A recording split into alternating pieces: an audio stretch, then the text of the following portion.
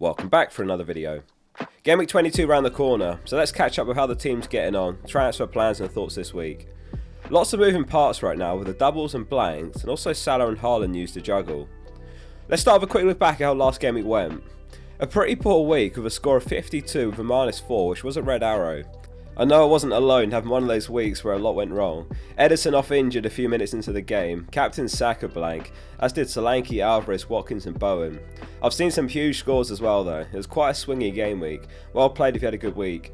After all the concern of Bowen's injury, he made the game against Sheffield United, and his 2-pointer blocked Gordon's 7 on the bench. The positives were Estupiñán and Richarlison, who were 2 of my transfers in though, both returning 8 points. Perhaps the biggest swing of the game was having Saliba over Gabriel though. Well played if you had him for his goal, assist, clean sheet and bonus.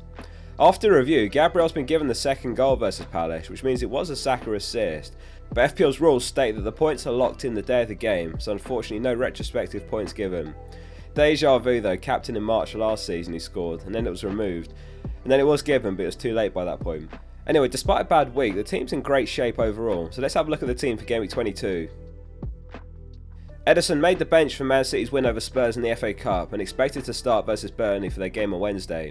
City topped the Gameweek 22 clean sheet odds, given a 58.5% chance versus Burnley. Decisions to make as double Gameweek 25 nears for City and whether to grab a third asset, and if so, which one. For the first time for a while, it's a back four which is Saliba, Estupiñán, Trent and Pedro Porro.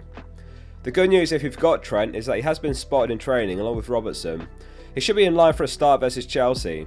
The massive news this week is that it's going to be Klopp's last season with Liverpool, announcing that he'll be leaving at the end of this one. I'm interested to know how you think this will affect them in the comments. You'd imagine this will spur them on and perhaps even find another level with a goal to finish on a high. Perhaps the only good thing about this spread out January schedule is that players can be back from injuries quickly in terms of game week returns, with Bowen not actually missing a game at all and Trent potentially missing just last game week. Saliba's away to Forest this week off the back of his 8th clean sheet of the season. The most painful part of Gabriel's haul last week was that I picked Gabriel back in Game Week 1 due to his superior goal threat over Saliba, but after a bunch of benchings I decided not to go back there on the wildcard in favour of Saliba, who never misses a minute. I'm in two minds about starting him this week given the options on the bench, more on that later. Since returning from injury, Estupiñán's last 3 returns are 8, 6 and 6. He is playing a slightly different role in a back 3 at times, but he's still getting forward, and Brighton still have a great run of games ahead, so he's still a great pickup for 5.1 mil. Brighton are away to Luton this game week, which is often a difficult fixture. He's missed a lot of games over the season, but if we look at his minutes per expected goal involvement, he's neck and neck with Trent, Trippier and Pedro Porro, 263 minutes per XGI.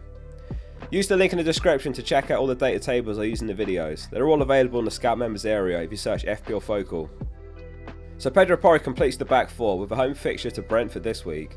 They might have wanted to start Reguilón in left back up against Pedro Porro, but he's ineligible against his parent club.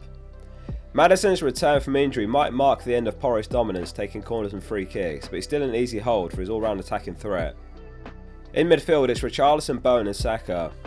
West Ham could be boosted by the return of Kudus to the squad. They've missed him in attack and he has been knocked out of AFCON now, and Paqueta should be back soon as well.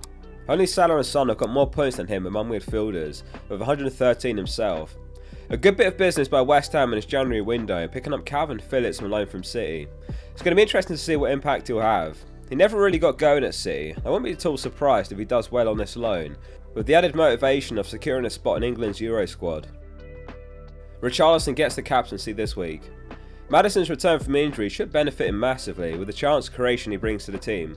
Maddison was named on the bench versus City in the FA Cup and he came on in the 73rd minute. It could all point towards a Maddison start this coming game week. Brentford haven't kept a clean sheet since game week 10. We don't know for sure, but Richarlison should be on penalties as well till Son's back, and I'm keen to get captaincy right this week after a bunch of blanks recently. As disappointing as Saka's felt recently, he's on more points right now than he was at this point last season, a much higher expected goal involvement and more penalty area touches. The recent narrative and discussions probably would have looked a lot more different had that assist been given for Gabriel's goal, which we've since learned was a Saka assist. Easy hold for the time being in my eyes. De Bruyne's got over 1 million transfers in this week, so perhaps a lot looking to make that switch anyway. Saka feels like a bit more of a steady Eddie pick this season than explosive, which is perfectly fine, but it does reduce the captaincy appeal. Saka's remarked himself that players are doubling up on him during games to minimise his impact. The front three is Solanke, Alvarez and Watkins. Over the last 6 game weeks, Solanke's 22 shots in the box is top in the league, and over that run he's got an expected goal of more every 112 minutes, and he's away to West Ham this week.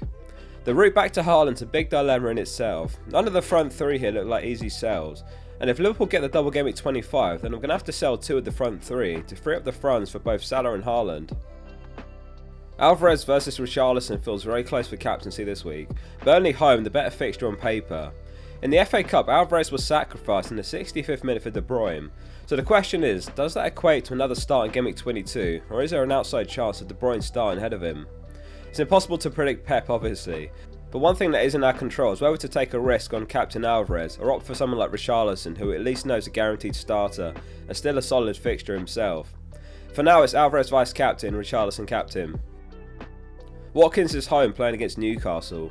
And although we've come to recognise Newcastle's an elite defence when they're in their groove, over the last 6 game weeks their 19.1 expected goals conceded is comfortably worse in the league, next worst being West Ham with 11.7 XGC.